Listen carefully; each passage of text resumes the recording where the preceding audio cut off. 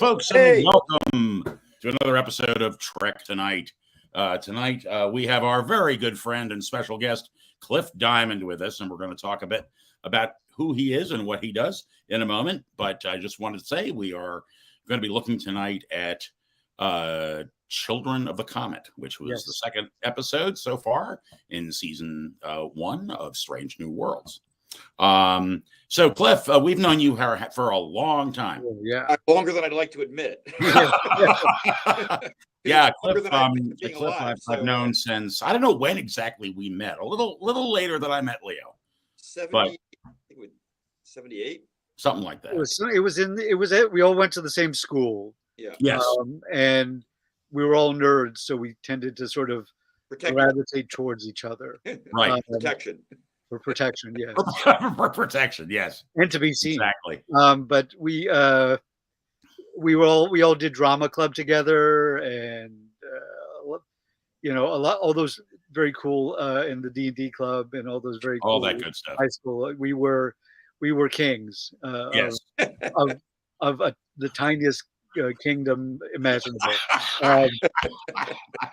Very true. I have a little now, Cliff. You've been a long time Star Trek fan, lifetime like we have. Yeah.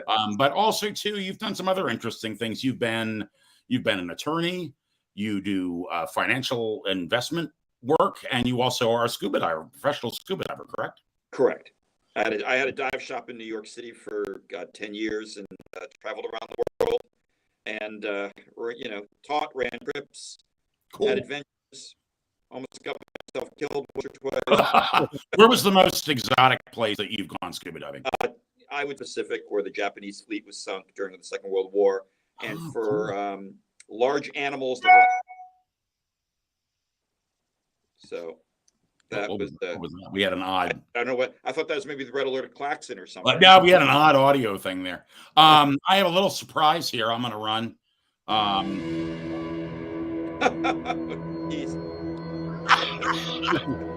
Just a few minutes of this wonderful film.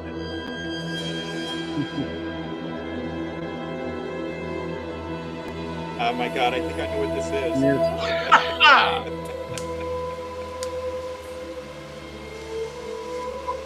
Oh man, I gotta get a copy of this. Yeah, I will. My kid will go crazy.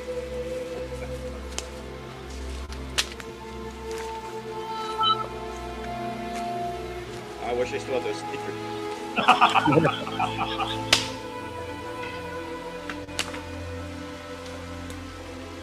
Not a gray hair on her head.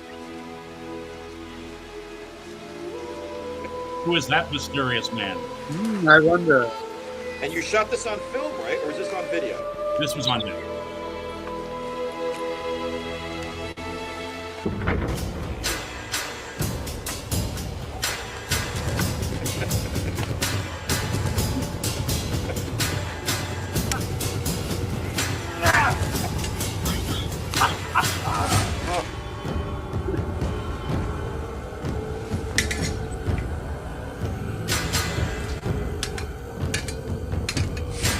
We had no idea what we were doing.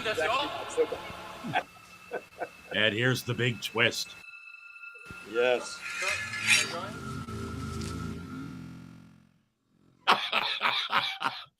I just thought that was fun to show. We'll probably put the link up for that up on the. Yes, we're going to post that. We're going to post that. As a cliffhanger. It has a cliffhanger, and maybe this is the time to mention that we have a Patreon page.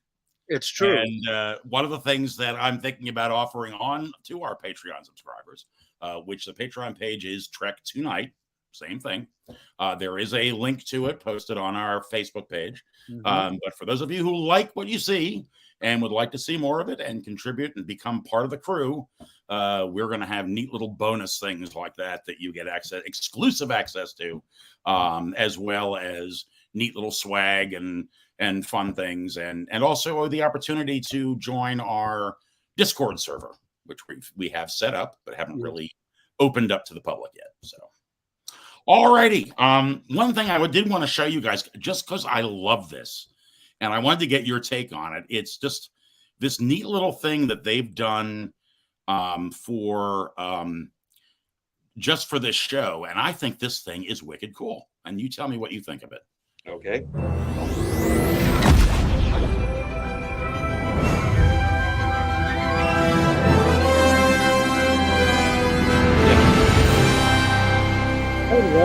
I love that.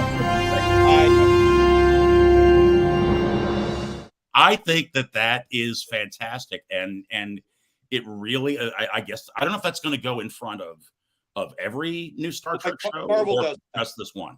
Yeah, like Marvel does that. Marvel has that opening. Yeah, right. And DC has theirs. And I guess Star Trek was really, it is a franchise and older than both of them. Right. Yeah, I was, in fact, when it first started, I was like, oh, did they change the opening from that, space frontier? And I was a little disappointed until I realized it was just that little snippet. I like it. I think it makes a real statement at the beginning if they start putting in the front of all this Star Trek. Right. Let you know what I mean, not like I can't imagine we'll come across it accidentally. There would be some, accident. But it does have it puts a very strong stamp on what you're about to watch. Agreed. And the Enterprise is the ship that started it all. It is. And that's what you see, which I think is fantastic. Yeah, absolutely. Loved it. Yeah. All right, before we get into the show, I do have a bit of business here. We have a new sponsor here at Trek Tonight, and I want to talk about them a little bit. Let's see. You know what? I don't have the product handy. Darn. Oh. But it is Nunyan Stare Mascara. Whether you're climbing your way out of a Gorn birthing sack or raising your shields on your starship, embrace your dramatic side with Nunyan Stare line of mascara and eyeliners from the fine folks at Mudco Enterprises. Remember the name, Nunyan Stare. It's a look. It is a look. I think it should have been Nunyan Glare, but that's I didn't design the product. So. No, listen. If you're going to be exotic, could be Nunyan Fling, like a romantic. They'll branch out. Little branch out. All right, guys, let's get to the episode, which I'm sure all this other business is probably bored people to death.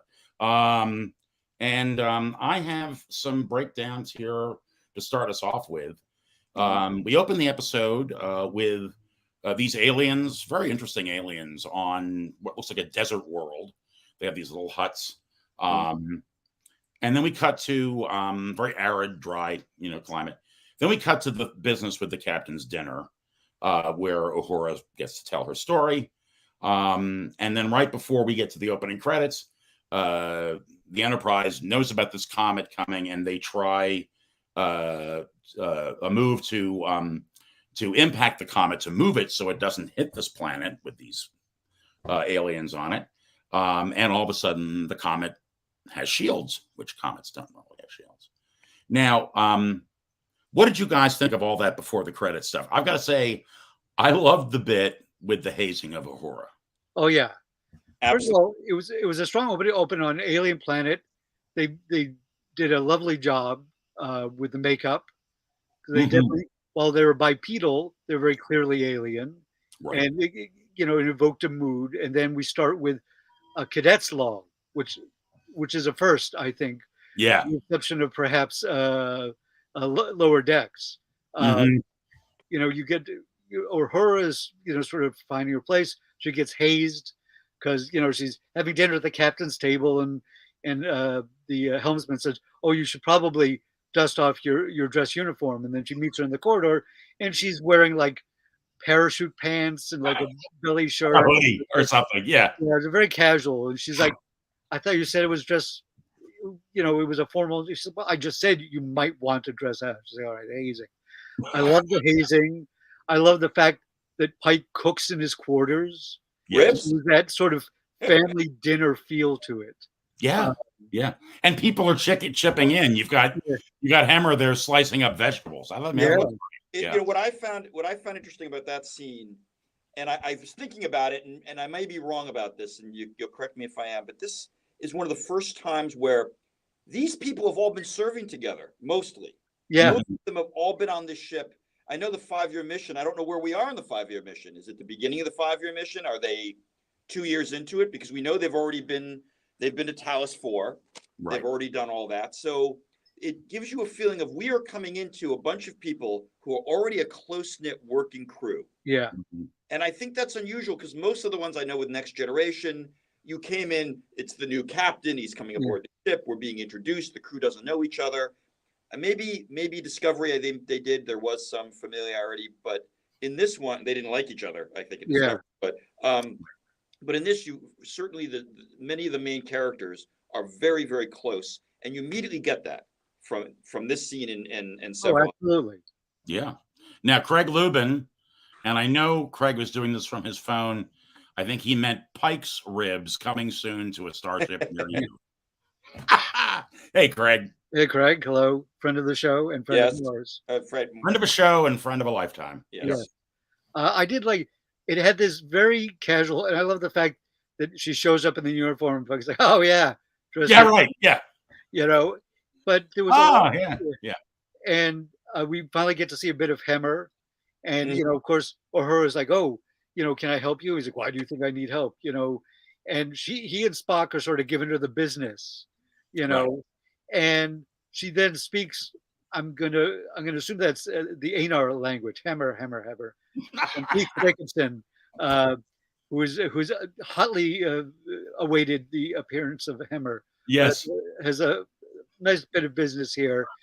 Her speaks to him. I'm going to assume in Anar or Andorian if the languages are, I'm assuming, have a similarity, a root. Right. And basically saying Spock in there too. Does she say? She says something to him and something to Spock, and it sounded like she switched languages. She might have. It could be. You could be right, Cliff. Yeah, I thought that there was sort of she gives each one, you know, in his own language. You know, because we find out she speaks 37 languages that she's right. And we get to you know, and then Pike tells Hemmer time exactly. Showing your age, Greg. Those were the parachute pants we mentioned earlier. But Pike tells this very funny story about how maybe like he's chasing a pantsless Nausicaan down the street, and then he trips on his pants, and his lieutenant says, maybe security isn't for you. And introduces the idea, like everybody's laughing, and Spock is like, I've never understood the concept of laughing at others' misfortune. And Pike says, sometimes when things are so bad, all you can do is laugh. Right. Which becomes important later. Becomes important later in the episode, and it was a nice scene because it painted them as people and not just positions. We got to see them interact and joke with each other and enjoy a good meal. And as we'll discover, sort of towards the end of the scene, Pike is talking with Una, number one, and they're talking about he knows his future. Right. And that's another theme that's going to come in. She's like, you don't know that, we can't change that. Which I know is upsetting to some fans, but it's like the people on the show aren't fans of the show. They are characters. So, and I like the fact that he shares this with the people he's closest to, with Spock and with number one, because they are close to him. And that's what you do. It's not like The Flash, where everybody's hiding secrets until it comes out, and then nobody trusts each other and shouldn't trust each other because they're all really immature. But he's a grown-up man who's like, this really important thing happened to me. I'm going to share this with my friends. All right, I'm going to put out a theory now real quick because it occurred to me. Is it possible that we're dealing in yet another timeline? Possible. Because at the end of the episode, and I don't want to jump too far ahead, which talks about, your future's not set, you don't know. Yeah. Is it possible now that our Pike, let's call him the Pike from Menagerie, did not know he was going to have that happen, so he couldn't avoid it. Right. This Pike now knows, and therefore, is it possible that he can avoid that? Yeah, I would. Yeah, let's get to that at the end because I had some thoughts on that too, Cliff. I think, I want to touch on that. I understand here what Gina's talking about. She says, is there Schlemmer too? I think I spelled that wrong. She's talking about Hemmeker Schlemmer. Hemmeker Schlemmer. That's really cute. Okay. Okay. We have the opening credits. Let me get back to my notes here. The landing party. Now, and these are basic points. So if I've missed something you want to talk about, please feel free. Just one briefly is Uhura shares with, like, we get to find out a lot more about Uhura than we have in all her. Oh my gosh, yes, I'm jumping ahead of that. Yeah, that's true. We get to find out her whole backstory, which is that she in her country they speak 22 different languages. She's like, well, if you want to be understood, use somebody's native tongue. Right. And she's a prodigy with languages. And we find out that she was going to go to a university where both her parents were professors, but her parents and her brother were killed in a shuttle accident. Again, shuttles seem to be the least safe way to go anywhere in the 23rd century. There's a lot of shuttle accidents. I'm just saying. How many shuttles did they lose on Deep Space Nine? I don't know. On the Voyager, they kept losing them. Yeah. Anyway, so and her grandmother apparently was in Starfleet, and she lived with her grandmother after her parents passed away, and she didn't want to go to the university because she would have been haunted by the memory of her family. So she decides to go to Starfleet, and she's also says, like, because Pike said, "Where do you see yourself in 10 years?" Which also gives him pause because actually that was a great moment. Yeah, it was a cool moment. For a second. He sort of stumbles a little, and she's like, "I'm not sure I want to be like," and and they're pointing out like, you beat out like several thousand people to get where you are right now. Right. And then Spock in the corner gives her possibly the worst pep talk imaginable by saying, like, if you don't want to do this, maybe step aside for somebody who does, which is not terrible advice, but also not great. It's also like a little. Well, it was harsh. It was harsh. I mean, it was not harsh for a Vulcan. No. But yeah, it was pretty harsh. It's like, well, if you don't want to do this, leave.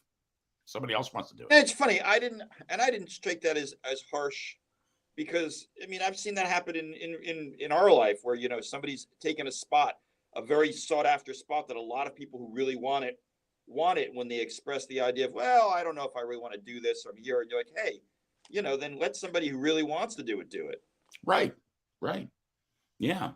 I mean, somebody takes that spot in line at Trader Joe's, and they really don't care whether they get their noodles or not. Yeah. And somebody else could be in the line. Yeah. I really need those taquitos. Here's my last thought on that dinner, and I've got to say, one of the things that really struck me about it is it was so well crafted as far as the relationship between the people, in my opinion, that I wanted to be there. Oh, absolutely. Like, I would love to have been in that room with all those people. Sure. And spent the evening with them. So pretty neat. Okay. All right. So we did the credits. Now we're again, like I said, these are broad strokes. So if I'm missing something, please jump in after we're done with these three. Landing party beams down to the Comet. Did you notice when they beamed down? And I'm going to jump in here just quickly with this. As they're getting ready to materialize, there were just 3 notes of the original theme. Yeah. Did you hear that? Yeah. I don't know. This shit I love this stuff. Yeah. Okay. They get down there. They find there's a cave there. They go into the cave. There's an atmosphere in the cave. There's this giant egg-shaped thing there. Now, can I jump? Did you guys get an alien vibe when they first got down there, as in LV 426? And then when they said egg, I said, "Oh no!" Yeah. Not an egg. It was right. Yeah. I think had it been Danker, I might have got that vibe, but it definitely had sort of an otherworldly vibe. But there was steam coming out of vents in the ground, and the whole back looked like a Geiger kind of. And then at first, and they had the lit up faces, and it was like very. Yeah, I can see it, Cliff. I can see it. Yeah, I can see that. When she said egg, I was like, "Oh no, eBay! Oh no!" That's great. That's wonderful. So they're messing around with this egg. Yeah. And Lieutenant Kirk steps up onto the platform, and he ends up getting zapped, basically. Yeah, pretty badly. And the landing party is then all of a sudden trapped there because the whatever this is inside the Comet throws the shields back up. Yeah. Keep them in there. And the Enterprise is trying to figure out how they're going to get them out. And they're intending to use their let's see, their phasers to try to disrupt the harmonics of the shields. Yeah. And then all of a sudden, this ship shows up. Yes. We get to meet the shepherds. All right. So stopping there at that point, what are your thoughts so far? I'm enjoying it. I liked the bit of flirtation that Chapel did with Spock, because they're injecting them with, I think, some anti-radiation meds, right, for landing on the planet, and which was kind of fun, because she didn't seem like the Miss Lonely Hearts. She's flirting with him, right? Whether it means anything or not is immaterial. But there was that nice little moment, and of course Spock is sort of oblivious to it. She hasn't gotten old and bitter yet. Is that what you're saying? No, no. Hopefully that is not something we will see on the show. Right. I liked that, and that'll come back a little later in the episode. Yes, I love the new saucy nurse, as do I. She's very saucy. Keith Jacobson says he loves the new saucy Nurse Chapel. I do too. Yes, I think she's a lot of fun. Yeah, I like the actress, and I like her take on it. She's got a lot more agency, which is, I think, a lot of the characters have more agency in this. Yeah. It is kind of cool because they get to have this. It's not a first contact thing, but it's like they're exploring this aliens' ruin, because there's a structure built into the asteroid, and they ask Sam Kirk, "Have you ever heard of any species that developed on a comet?" He's like, "No, this is the first time." Yeah. He also high compliments his mustache, which was a fun little throwaway. I enjoyed that. Yeah. The shepherds. I love the fact that the shepherd ship is so much bigger than the Enterprise. Yeah. Because sometimes, the Enterprise is sort of the top of the line for the Federation at this point. But there's this other alien ship who just appears out of nowhere and, knocks them on their ass a little. Like the Placerius, something way, way bigger. Yeah. Right. Right. I think that does reinforce the idea that there's much that Starfleet and the Federation does not know yet. Yeah. And it means that there are bigger, more advanced things out there that they have yet to discover. And people they have yet to meet, which I think is very cool. I love the bit about the mustache. I loved in that moment you get to see some of Uhura's nervousness, because this is her first. Not only is it her first away mission where she's gone on that, but as Spock is it Spock that points out to her, is this the first time that you felt in danger? Yeah. If you go back and watch that again, that exchange is interesting, because she says no. She starts to say no, and then she backs off on it, and then she comes back to the no again, and it definitely laid the groundwork that something happened. It's an interesting exchange. She doesn't just give a straight answer. Right. But doesn't she land on yes? This is the first time I've ever. Yeah, she eventually lands on yes. She does it. Yeah. Land on yes, but there's she switches it around a couple of times, and it like she's in her mind trying to decide if whatever she's thinking of is really truly on the same level as what is happening right now. Right. Yeah. Well, and I loved the reaction on her face as she's beaming down, because clearly it's not something she's done a lot of. Yeah. And certainly not on an alien world in an evac suit. Yeah. And I was watching it the second time with my wife, and she's like, "Yeah, that's the look I'd have on my face." Yeah. I'll tell you something. I'm sorry. No, go ahead. It's something I found really interesting is, we haven't talked much about Leland. Am I pronouncing that right? Yes. Yeah. La-Ann. Yeah. Yeah. She is clearly in charge. Right. And no nonsense. Right. Uninteresting. But also, and we're not used to this, she outranks Spock, and she's ordering him around. Lieutenant Spock, do this. Lieutenant Spock, you take. And it's sort of for us who've watched the show since its inception. Other than Kirk, we've never seen anybody order Spock around. Right. And it's it kind of puts you in a whole new kind of position with that. That is true. The most military minded of the crew so far. I will say that, and it's part of the reason I poked fun at her a little bit earlier with the mascara joke. Yeah. I do hope we get to see another dimension to her. Oh, He's feeling a little bit like Johnny One Note so far. Was she at the dinner party? I can't remember. Was she at the captain's dinner? No. No. Not everybody was. No, I know. Yeah, I know. I just was. Yeah, no, she wasn't. Not that I remember. She certainly didn't have a line of dialogue there. Okay. If she was there, she would have been in the background. I don't think she was. I'm just saying, I hope that if so far all we've seen of her is this stern action, sort of face. Yeah. There's some line where she's like, either you're going to get us out of here or kill us all. Something right. So I'm hoping that we get to see a little more dimension to her, because right now she's a little two-dimensional to me. I think we will, because if you remember from the big trailer where they showed clips from maybe the first 5 episodes, I don't know if it's the full run, you see her dressed like a princess. Like she's wearing this like sort of fairy tale princess, and she has this sort of very confused look on her face. Yeah. And I think we will definitely, she's a little bit like Worf, like early Worf. I was just gonna say, she had that very stern. I mean, it's not tied up in like Klingon honor or like an abstract. She's just like this very no nonsense because she's gone through trauma. So she is. I think it tracks that she's overly cautious. Right. But I'm interested in seeing more from her, and I think we will. Yes. Yeah, I'm hoping so. Craig comes back in with Lieutenant Kirk's biggest contribution to the show was shocking. Wah, wah. Craig's a dad. He is a dad. It's a so dad he's joke. gonna have dad jokes. Yeah.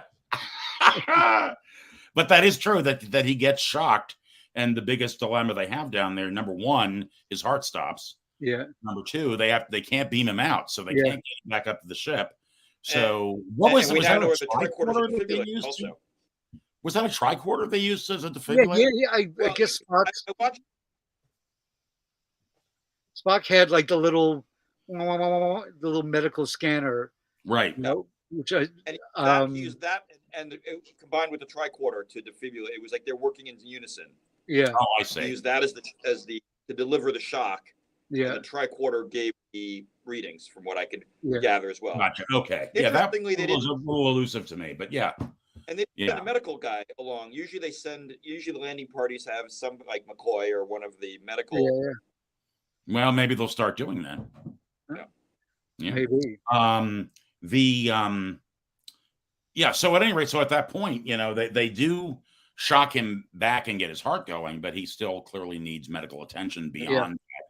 And they have to get him off the ship. And that's part of the reason the Enterprise is trying to get through these shields, because they have to get the landing party out of there.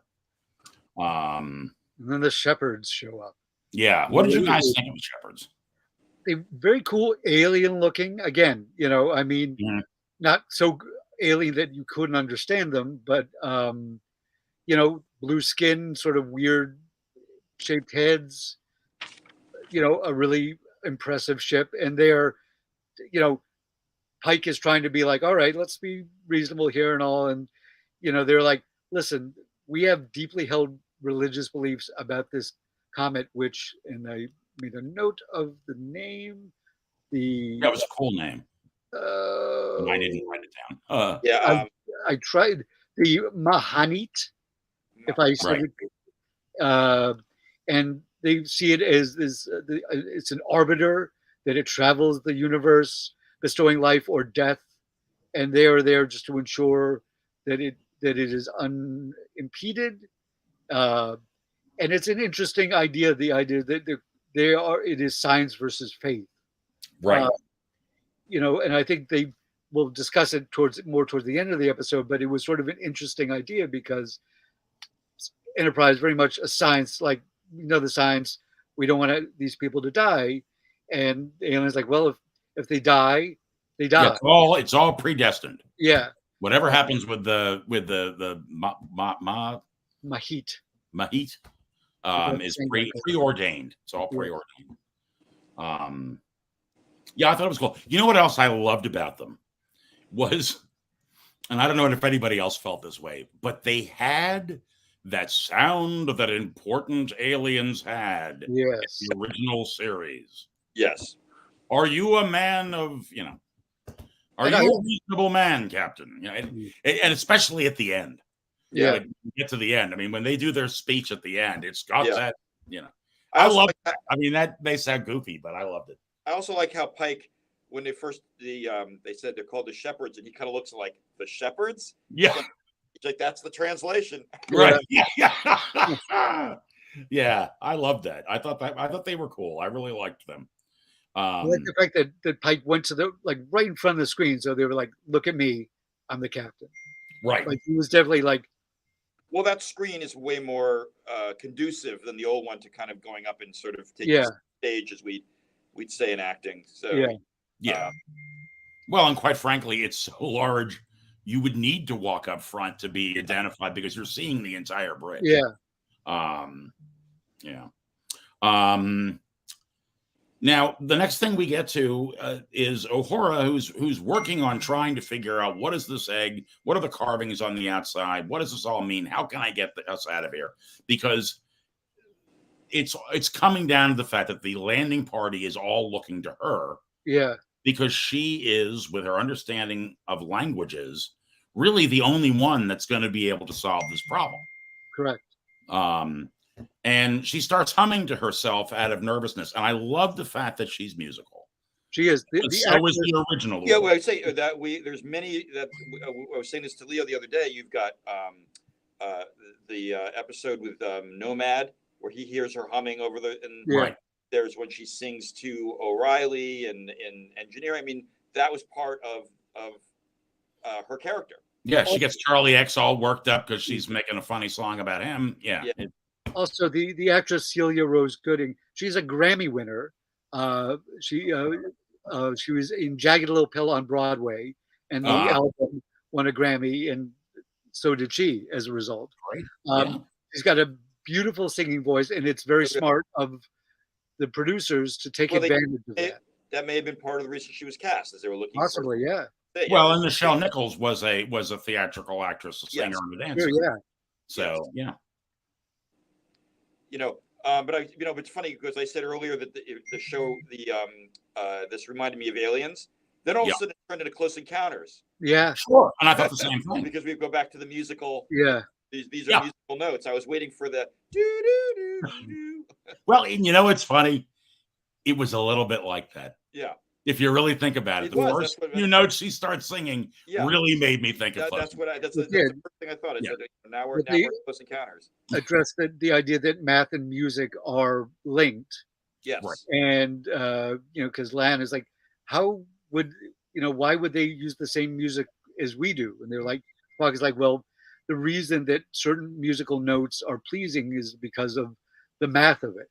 And we know Spock's also a musician. Right. Yeah. Which I love that. Brahm, he also recognizes Brahms' original handwriting, so we know he. Sure. I love the fact that it was the two of them because both characters in the original series had musical backgrounds. Yeah. So the fact that the two of them ended up doing the harmonizing, Spock totally understood the skill of when you double it, when you triple it, what it becomes a this and so on and so that. I'm not musical, so I can't really do that. But I loved that. I thought that was great. It was. Meanwhile, they're trying to figure out how to get everybody out on the Enterprise. Yeah. Because they're like, Elan, no, she doesn't. She's not back yet. Spoiler. Anyway, yeah, she gets back on the Enterprise by the end of the episode.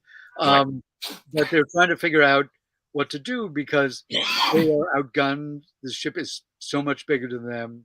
Right. And they I think they pick up the other communications officer picks up. She's like, well, I'm getting a signal because they can't communicate either. And it's music. And then Pike is like, what is that? And the computer identifies it as this Kenyan folk song. And he's like, oh, okay, they're working on it. And which was a nice moment of them acknowledging what had happened previously and incorporating into the plot. Right.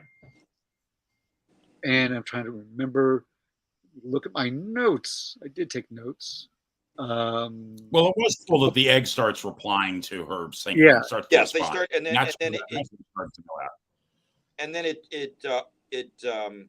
but before that, there was a great moment with the shepherds where they're like, don't mess with the Comet any longer. And I think there's a little exchange like, I hope they don't know we've already got people down there. And then Right. yeah, that I gotta say, every now and then when I watch Star Trek, it takes me back to a moment where we've played a Star Trek RPG. Sure. And that moment where he's saying, "Well, I hope they don't mind if I find out they have people down there," and then of course the shepherds mention it. Yeah. And Ortega goes, "Well, I guess they know," and it reminded me so much of something that a player character would have said. Absolutely. And it's funny as I was watching it, I had the reaction of, you mean they got this great big ship with all this technology and they don't realize they beamed people down there? Sure. Yeah.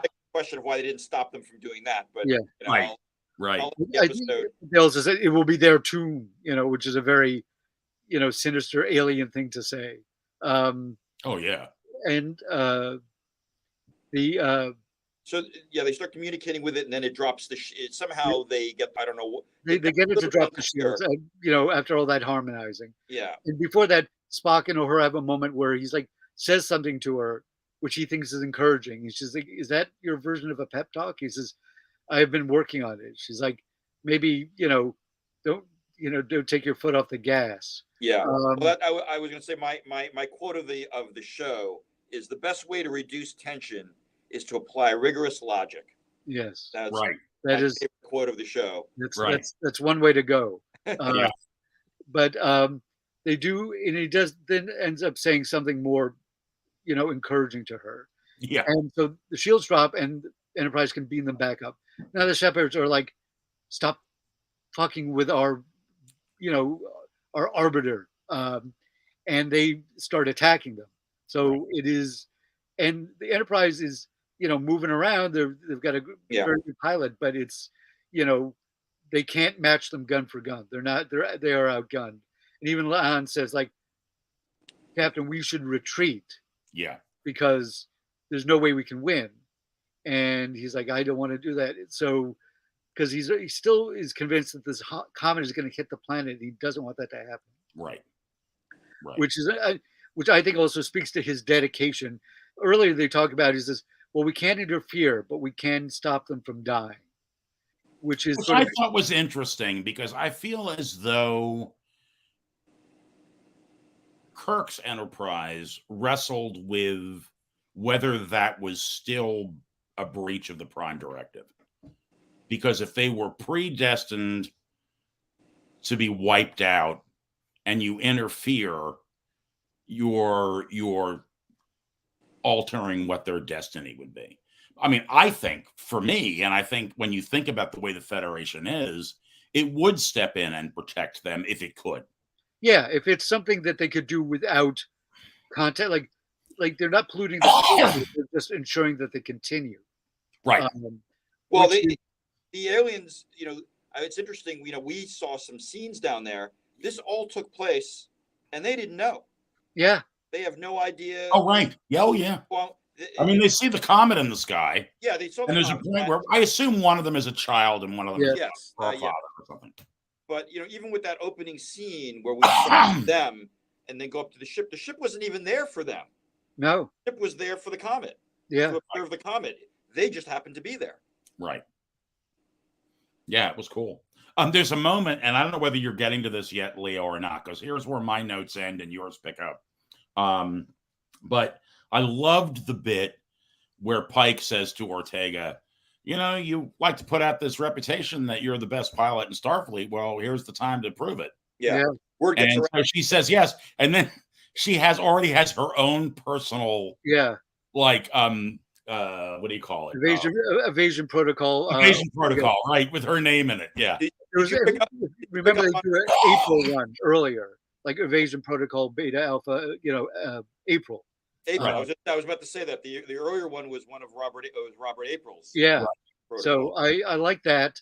I like. So now we're towards the end of the episode, and what they're doing is they have a plan, and they fly towards the ship, and what they do is they put themselves between the comet and the aliens.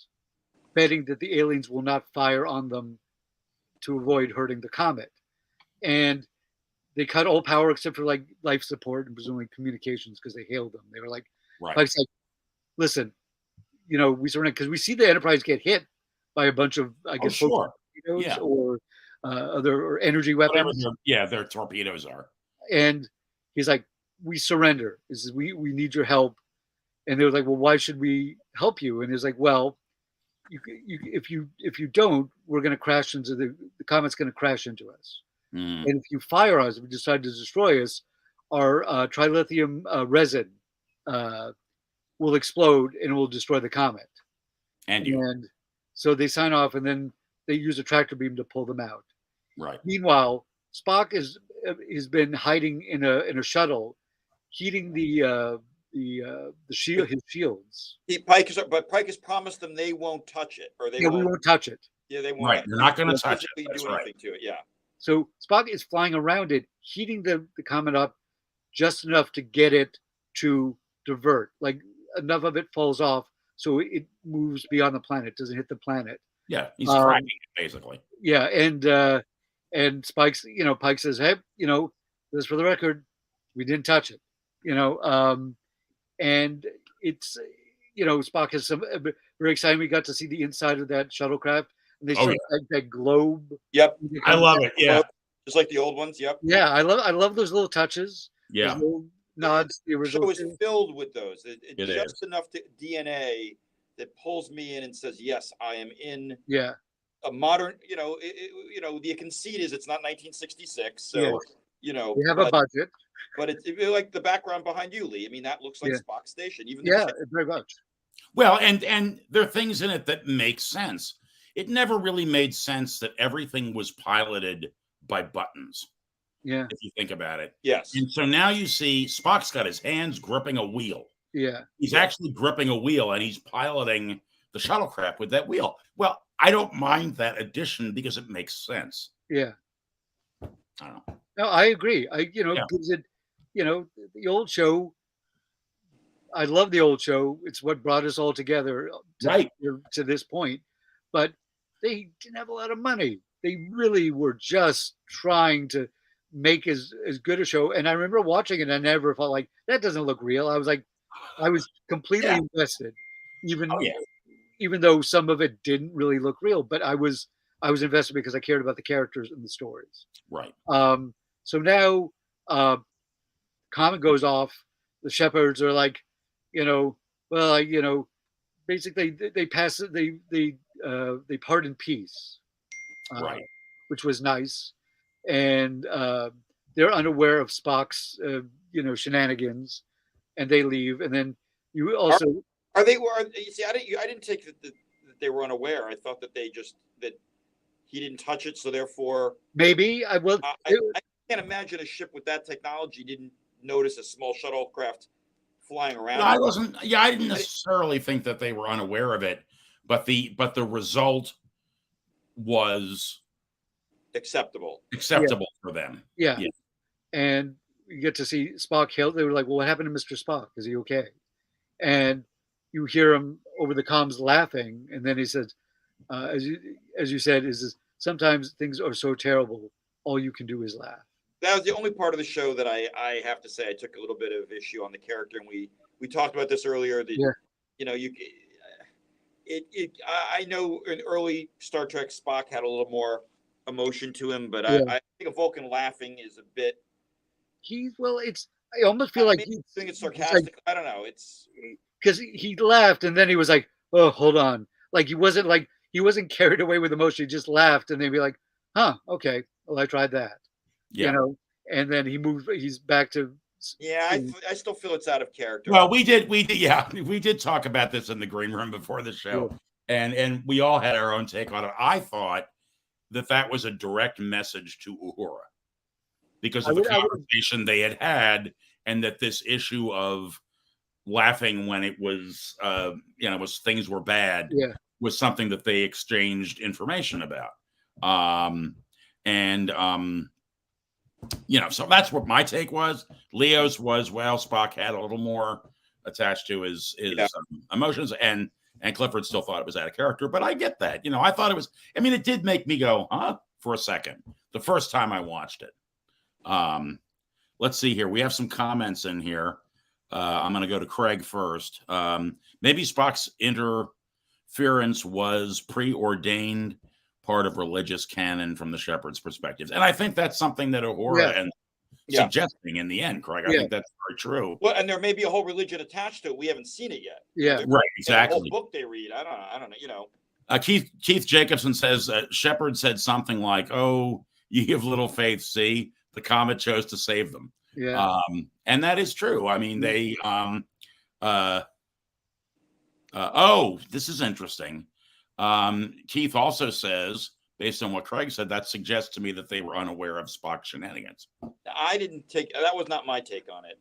Well, it at the end of the day, it doesn't matter because it didn't either. They didn't know, or it doesn't bother them. Right. Like they got real part of the got their panties in a bunch about a lot of stuff. I second what Craig said. Yes. Hi, Angela. In front of the show. Hello, Angela. Welcome to the program. Yes. Yeah, I think there is something to that. It's possible for a small ship to sort of escape notice when there's a lot of stuff going on.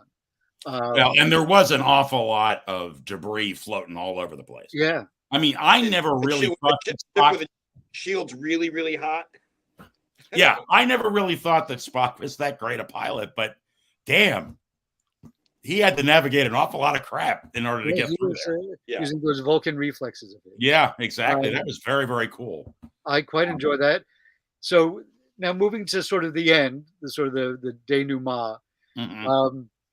Uhura shows Spock, I believe it's Spock, Pike, and Una, number one.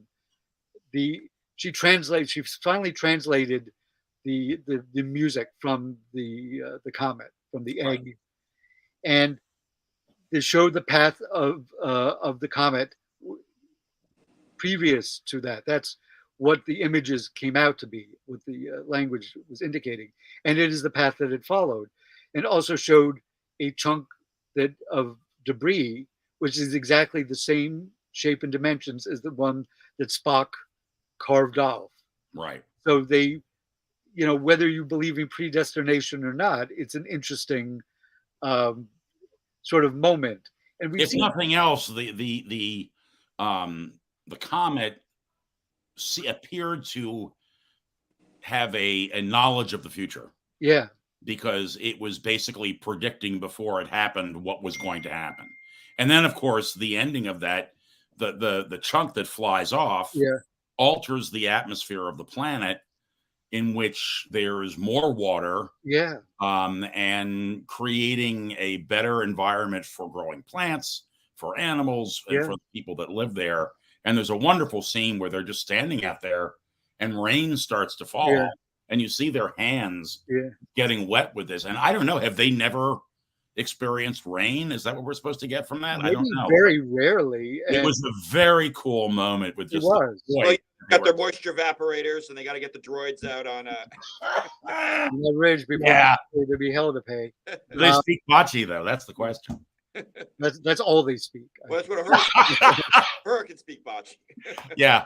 But yeah, I that was a nice upbeat moment, and then it closes with Pike and Una drinking what I can only assume is a little sour and brandy, because we do see the bottle in the background. Right.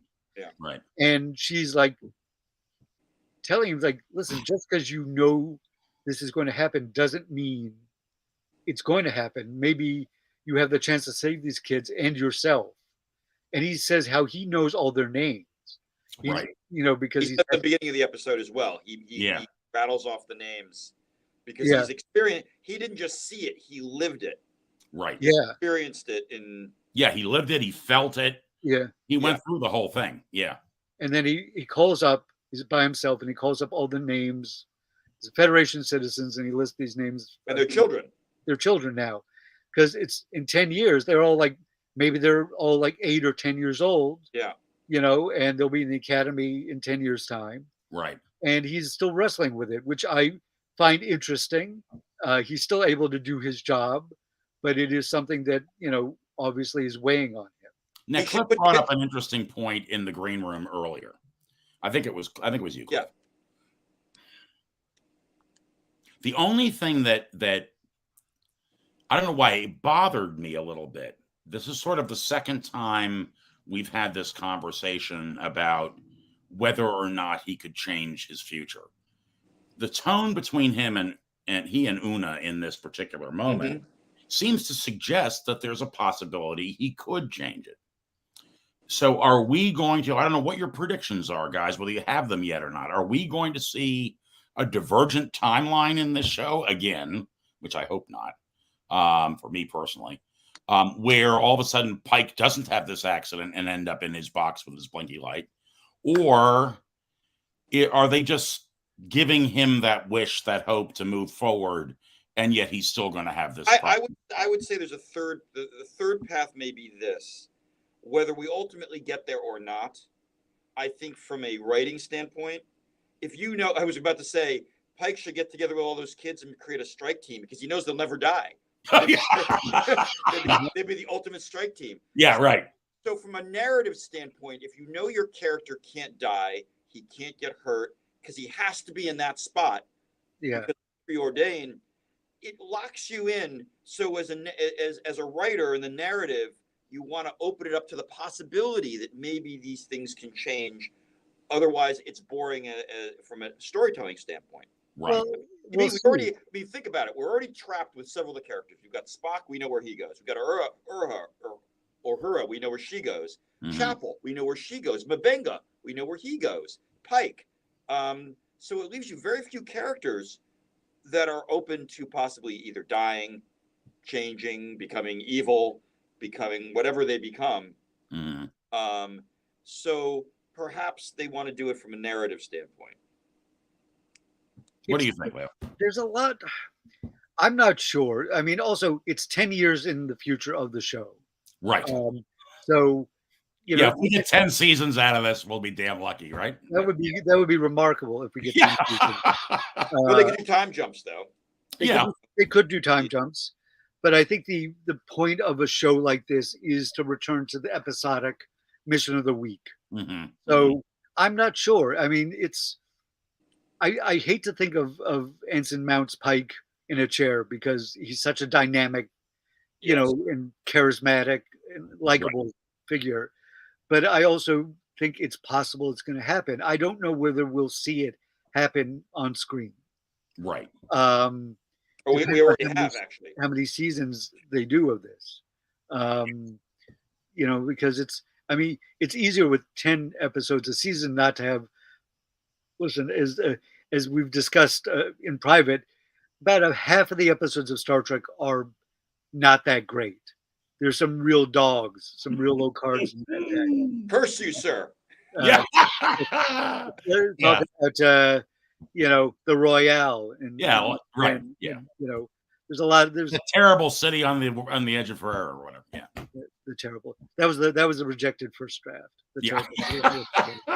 No, I know there were some in all the series. Yeah, there were some. Not everything can be perfect, I mean, it's okay. Yeah, so I don't know. I mean, at the end, I don't know. I'm reluctant to make a prediction at this point. Yeah, I think it's too early. You're right. But I'm going to enjoy the journey of this. Oh, me too. And listen, guys, we have about 5 minutes left. Any last final points about the episode on the whole? Cliff, do you have anything? I was going to just point out, like traditional Star Trek that had continuity issues, there was one major problem, and I don't know if you caught this, as they beam the landing party back and they're coming out of the transporter room, the Shepherds attack and fire the torpedoes. Right. And there's that great cut where they hit he says brace and they hit and Pike goes to the side and it cuts to what would be commercial, but it's, and then it comes right back. And as soon as it comes right back in the middle of that battle, Spock, Lalonde, all of them are already on the bridge in position in their uniforms without any time having passed. So I found that, I was like, oh, yeah, that's interesting. Yeah. If you go back and watch it, I'm just saying it was not. I mean, I'm not criticizing it. I'm just saying, no. I'm like, boy, how did they get up there so quick? Yeah. Out of there, you know. They So just beamed into their uniforms. that's right. They just Yeah. beamed in. They can do that. We've seen that in the first episode. You can And check the other thing I'd ask you is, when the Shepherds first arrive and fire on them out of nowhere, their shields are up. I mean, because the Enterprise is protected by its shields. Why would their shields be up? They're just in the middle trying to beam back. They weren't on red alert. I think it was more I'm going to make an assumption that the Shepherds were firing a warning shot rather than a kill shot. But they said shields that they actually respond, because she says we've been hit. Shields at 75%. And I thought there was a moment though where Pike says, "Go to red alert." After I went back and watched it again. Oh, really? Okay. Yeah, they're just because that's the surprise. We're just, we're going to beam them back. Oh, this thing's got shields. Why is it? And then all of a sudden, out of nowhere, they go to fire their phasers harmonically, and they're hit. And she says, "Shield 75%." He goes, "Where did that come from?" Right. And why would the Enterprise? Oh, right. Hey, so in between, I'm going to get to you, Leo, but I want to throw Craig in here. All Pike has to do is prevent the kids from getting into Starfleet Academy like a dick. How about just repairing the thing that's about to rupture? Yeah, well, there's that too. Yeah. Every training mission goes on, I was like, I want this triple checked. Yeah, right. Exactly. Yeah. What about you, Leo? Any last thoughts before we? One of the things I liked about this, well, I one negative thing, and I'm going to say it first, although it's more of we didn't get to see Dr. Mbenga, which I was disappointed, right? Because I like the character, and I don't want to be like, I hate to be this guy. Well, they should have just done this. I was like, it's possible they might have had a thing where like sickbay, prepare for incoming wounded, and he could have been like prepping a surgery captain, but it's a tight show. Like there wasn't a lot of downtime. There wasn't there was never a draggy point where you could have maybe cut some of that. No, so, and quite frankly, when you think about it, Leo, for an episodic, if you think about Star Trek, TOS, their episodes didn't take the luxury of that scene in the captain's quarters, which was a big, I don't know what, good 15 minutes worth of the show. That's a lot of screen time. So it's a lot of screen time to then get into the episode after the credits start. So I mean, that's just me because I like the character and I want to see more of him. Right. But there are episodes. There is an episode of TOS that has neither McCoy nor Scotty in it. Which is, I believe, it was the finale of season 1 with the Klingons and the Organian peace treaty. And I'm losing nerd cred because I'm blanking on the title. I don't want to take the time to look it up. I would. Okay, while you're looking at that, Leo, I'm just going to say, get Keith in here before we go. Keith Jacobson says, my headcanon is that they were preparing to fire phasers at the Comet and raising shields. Is standard operating procedure. Well, that's as good as explanation as it is. Yeah. And I like the use of the word headcanon. Yes. But I did love, this was an episode, we got more, and I don't know if I said this just in the green room or others, we got more details and characterization for Uhura in this episode than almost all her previous appearances. Yes. In the different actresses who portrayed her. And I love that. And I can't wait to see more of her because she's very charming and delightful. She's got a great set of pipes on her. She can really sing. Hope we get to see her sing again. Maybe Spock can play the Vulcan harp and they can do a little jam down in the rec center. Exactly. So I like that. I like the fact that it is a horror-centric episode. Almost everybody got stuff to do. There was never like you didn't feel like except Mbenga. Except for the Doctor, yes. Yeah. Sadly, but everybody had moments, and they all moved their characters and the plot forward. Yes, absolutely. Yes. There was nothing. This show is fantastic. There's not a wasted line. Everything has been going to. My God, it's really only 2 episodes in. We already know so much about so many of these characters that we didn't know before. Yeah. Right. Well, guys, we're hitting the 8:00 hour. All right. Time to turn back into a pumpkin. Exactly. Clifford, I want to thank you so much for being here with us tonight. Tom, I Your enjoyed it. insights are invaluable, and it's so great to see you, my old friend. Thank you. All right. Here. Let me, yes, again, I ditto to what Chris just said, but also to our viewers, please follow us on Facebook at Trek Tonight. That is Trek, the number 2 NITE. Follow us at Twitter at Trek Tonight, and subscribe and like us on YouTube, which is also Trek Tonight. Sensing a theme going on. Yes. If you want to contact us directly to ask us any questions, because once we get viewer mail, we'll start doing a little bit of that. Sure, definitely. Email us at trektonight2022@gmail.com. So Yes. please tell your friends, tell your enemies, tell your frenemies to like and follow us on all those platforms. We be next week. We will begin our regular slot at Thursdays at 8 o'clock. Yes. We're also participating in another Star Trek show, which was on Thursdays at 8, and that show has come, or that our participation in that show has come to an end. Right. So we are now we're taking that time slot, sliding right in there. Yep. With more Star Trek goodness. So please follow us and like us, and tell everybody. We tell your parents. Yeah. Tell your dog. Tell your dog. All right, guys. Hold on and prosper. And we'll see you next week here on Trek. Bye-bye.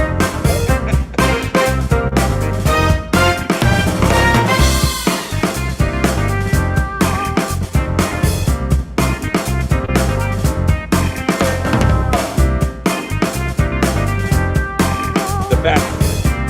That's Tuesday, that's right.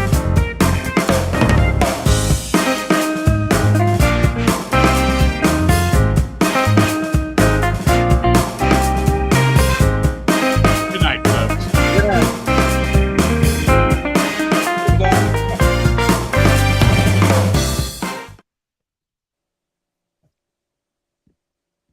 I think we're still on. I know we